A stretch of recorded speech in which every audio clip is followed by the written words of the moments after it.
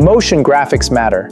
They're what make a video feel polished, high-end, and the difference between someone scrolling past and someone stopping to watch. It used to be hard to get into. You needed After Effects, Premiere Pro, Real Skill, or you had to pay someone who had it. AI changed that. The barrier basically disappeared. But now there's a new problem. Too many AI motion graphics tutorials, too many tools, too many workflows. It's genuinely confusing. After digging into this myself, I realized it really comes down to two approaches: native AI video generation and code-based motion graphics. Let me break both down. 1, 2, 3, 4.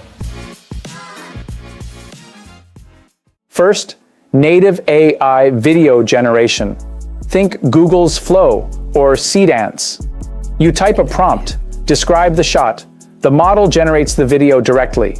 No code at all. What makes it work? Prompt quality and the reference images you feed it. Your prompt sets the floor, your reference material and how many times you regenerate set the ceiling. The upside is realism, cinematic lighting, camera movement, atmosphere. Great for B-roll. The downside is cost. Running these models isn't cheap, especially with repeated regeneration, and it's weak on precision. Need a number or chart to land exactly right? Not the tool for that. Second, code-based motion graphics. A lot of those slick demos you see made with Claude or ChatGPT fall here. The AI isn't generating video directly, it's writing code, HTML, CSS, JavaScript, building an animated web page.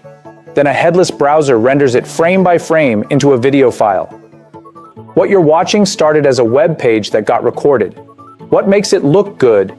Color and layout with real hierarchy, natural animation timing, information with a clear sense of priority, not just picking a style name.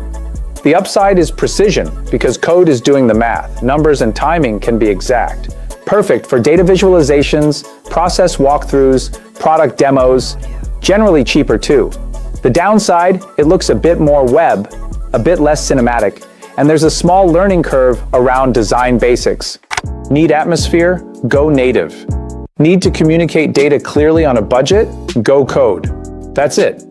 Next time you hit another AI motion graphics tutorial, you'll know exactly which bucket it belongs in.